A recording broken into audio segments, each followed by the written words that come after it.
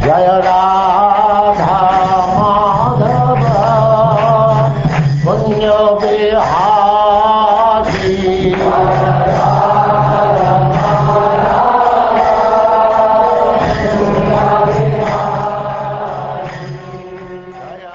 And now chapter 5, Durvasa Muni's life spared.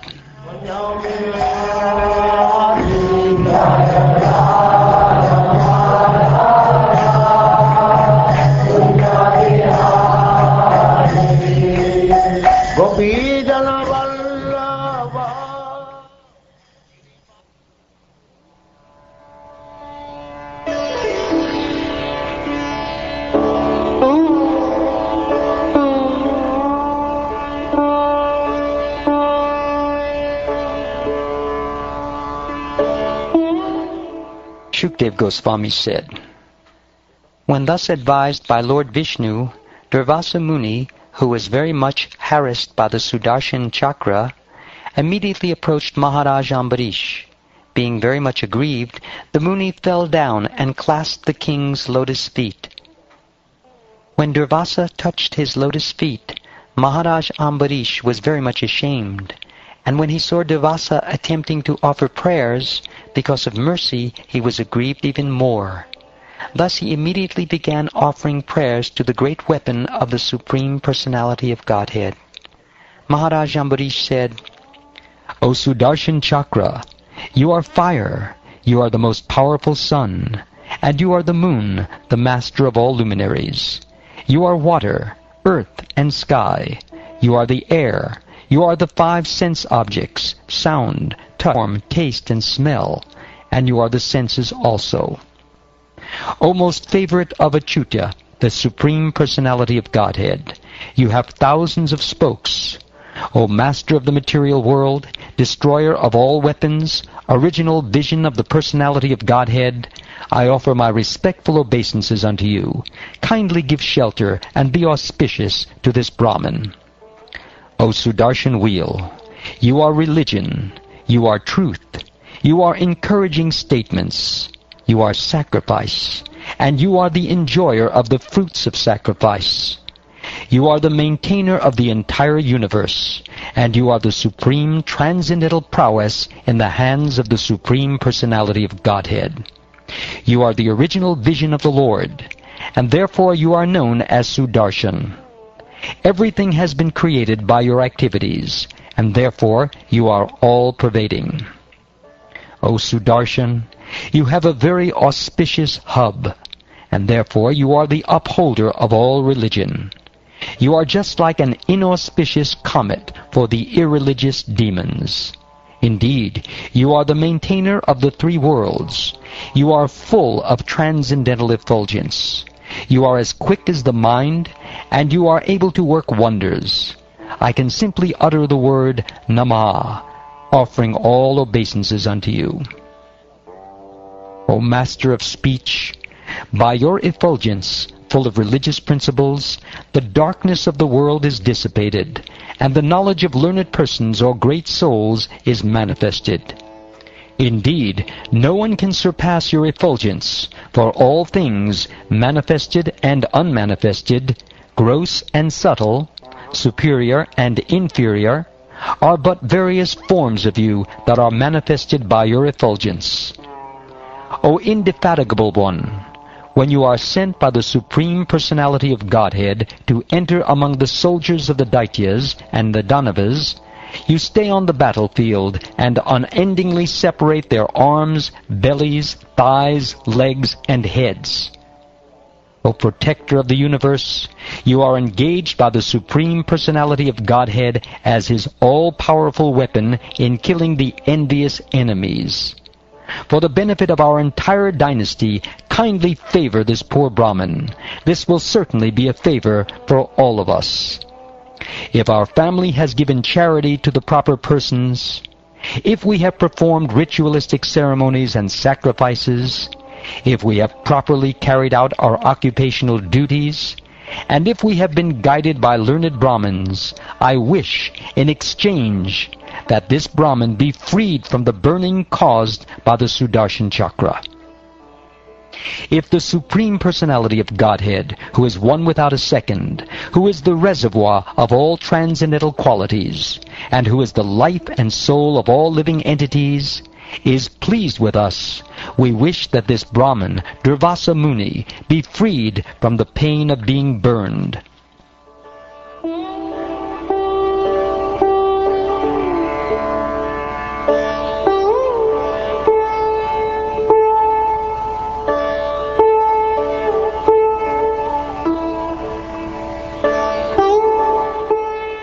When the king offered prayers to the Sudarshan Chakra and Lord Vishnu, because of his prayers, the Sudarshan Chakra became peaceful and stopped burning the Brahman known as Durvasa Muni.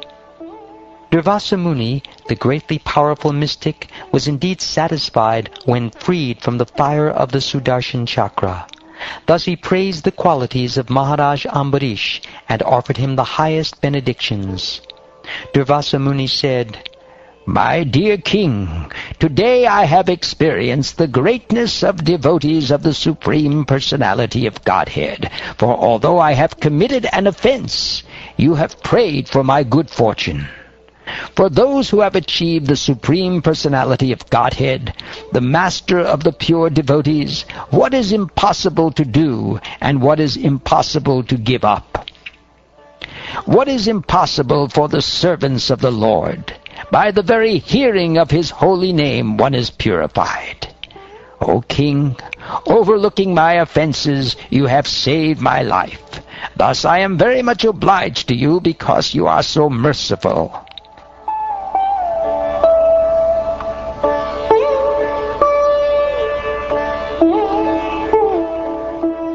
Expecting the return of Durvasa Muni, the king had not taken his food.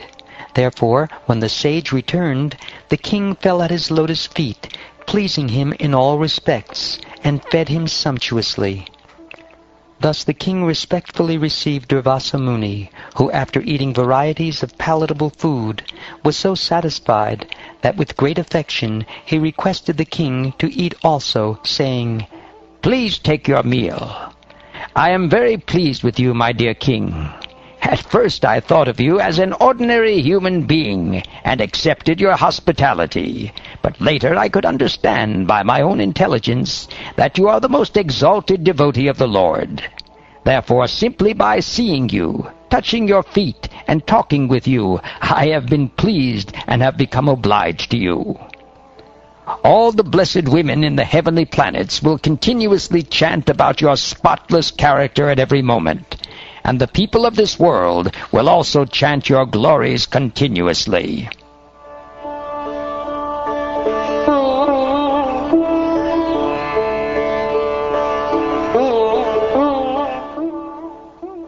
Thus being satisfied in all respects, the great mystic yogi Durvasa took permission and left, continuously glorifying the king. Through the skyways he went to Brahmaloka, which is devoid of agnostics and dry philosophical speculators.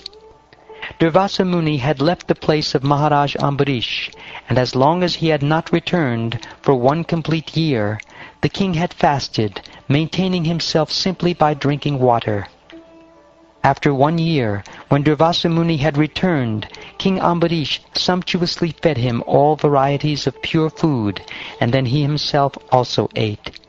When the king saw that the Brahman Durvasa had been released from the great danger of being burned, he could understand that by the grace of the Lord he himself was also powerful, but he did not take any credit, for everything had been done by the Lord. In this way, because of devotional service, Maharaj Ambarish, who was endowed with varieties of transcendental qualities, was completely aware of Brahman, Paramatma, and the Supreme Personality of Godhead, and thus he executed devotional service perfectly. Because of his devotion, he thought even the topmost planet of this material world no better than the hellish planets. Thereafter, because of his advanced position in devotional life, Maharaj Ambarish, who no longer desired to live with material things, retired from active family life. He divided his property among his sons, who were equally as qualified, and he himself took the order of Vanaprastha and went to the forest to concentrate his mind fully upon Lord Vasudeva. Anyone who chants this narration, or even thinks of this narration about the activities of Maharaj Ambarish, certainly becomes a pure devotee of the Lord. By the grace of the Lord, those who hear about the activities of Maharaj Ambarish, the great devotee, certainly become liberated or become devotees without delay.